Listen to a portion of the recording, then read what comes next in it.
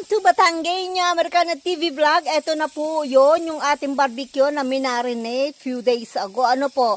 Bali yan po ay last batch po. Ano? Ito na po ang naluto. Ito po ay Filipino style barbecue. Okay po?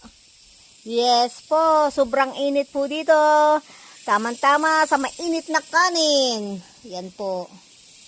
So, yan po ang aking, yan po ay ang aking zucchini galing sa garden. Yan po ay vegetable, ano po, na galing sa garden.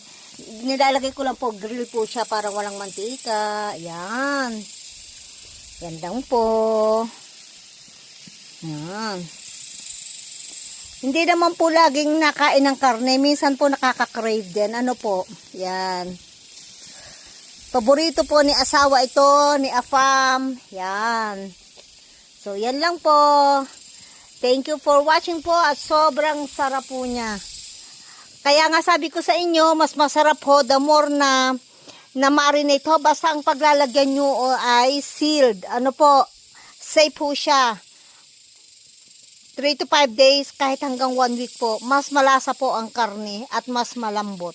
Thank you for watching po. At saka, ito po, pagka naibabad ko na po, di po ba naibabad ko na siya, gagawa naman tayo ng panghaplas na ito ay may mantika.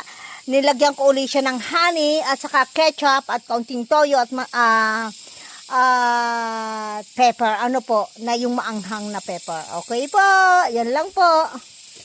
Thank you for watching. Thank you po. Imagine nyo po yan.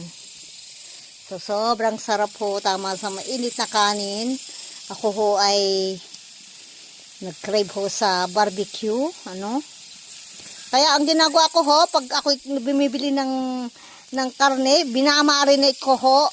Kung gusto ko mang i-freezer, marinate na ho bago ilagay sa freezer para pag ready to cook na po. At saka mas maganda ho para yung lasa ng karne, yung pinakatimpla ho po niya ay mas malinamnam ho. Thank you for watching po. That's it po. Yan, ganyan lang po.